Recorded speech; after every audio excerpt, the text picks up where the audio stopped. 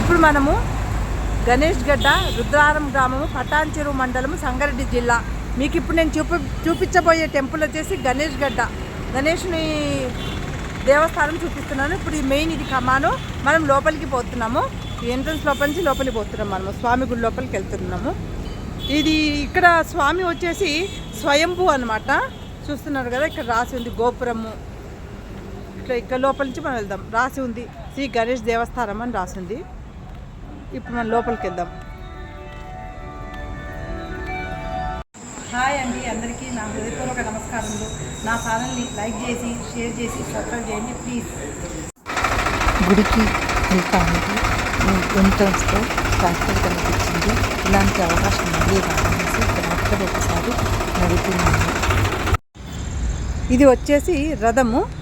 ఎంట్రన్స్లోనే రథం పెట్టినారు స్వామిది, గణేష్ మహారాజ్ది. అంటే ఉత్సవాలు అట్లా జరిగినప్పుడు ఇది చేస్తారు. ఇక్కడ అంతా చెట్లతో మొత్తం గుడి చుట్టూరా చెట్లు ఉన్నది. ఇప్పుడు మనం లోపలికి వెళ్తున్నాము, గర్భగుడిలోకి వెళ్తున్నాము. ఎంట్రన్స్లోనే నమస్కారము పెట్టి అమ్మాయిలు లాగా ఉన్నారు. ఒక ఇదే ఇట్లా విగ్రహాల్లాగా ఏదో ఇట్లా చూశారు కదా, ఇట్లా పెట్టారు. నమస్కారం పెడుతూ మనం ఇప్పుడు లోపలికి వెళ్దాం. లోపలికి ఎంటర్ అవుతున్నాం మనం ఇప్పుడు. చూడండి తలుపు, చూడండి ఎంత పెద్దగా ఉందో తలుపు. చూస్తున్నారు కదా, పెద్ద తలుపు. ఇక్కడ గంట, ఎంట్రన్స్లోనే ఒక గంట పెట్టినారు. ఇది రెండో, ఇది మూడోది. ఫస్ట్ మనము కమాను, ఫస్ట్ది, సెకండ్, థర్డ్ వన్. చూస్తున్నారు కదా. ఇక్కడ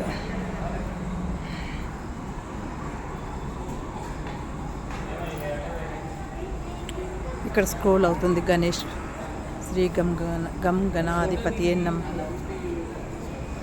అని అంటున్నారు. ఇక్కడ వచ్చేసేసి చూసండి ధ్వజస్తంభం. ఇది ధ్వజస్తంభము ఎంత పై వరకు ఉంది. ఒకసారి మనం గుడి చుట్టూరా ఒకసారి వెళ్ళేసి వద్దాము.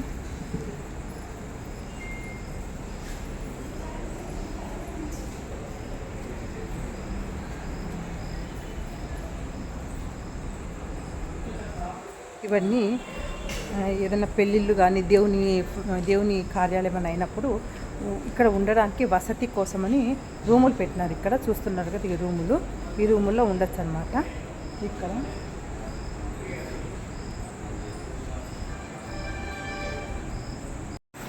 ఇక్కడ వచ్చేసి గర్భగుడి, గణేష్ మహారాజ్ స్వయంభూ.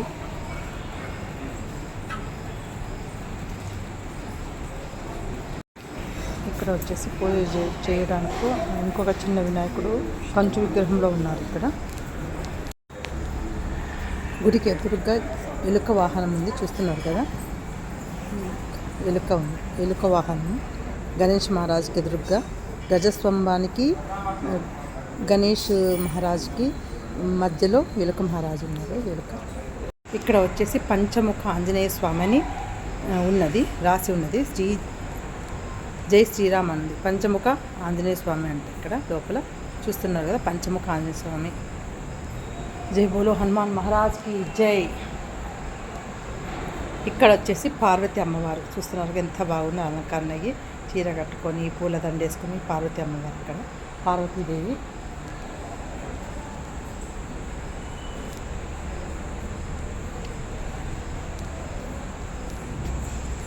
ఇక్కడ వచ్చేసి బాలసుబ్రహ్మణ్యం స్వామి. ఇక్కడ బాలసుబ్రహ్మణ్యం స్వామి అంట. ఇక్కడ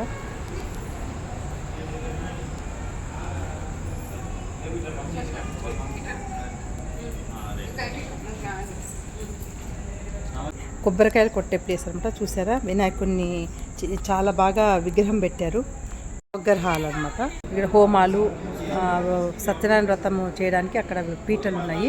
అక్కడ చూస్తున్నారు కదా, సత్యనారాయణ వ్రతం చేయడానికి పీటలు పెట్టినారు.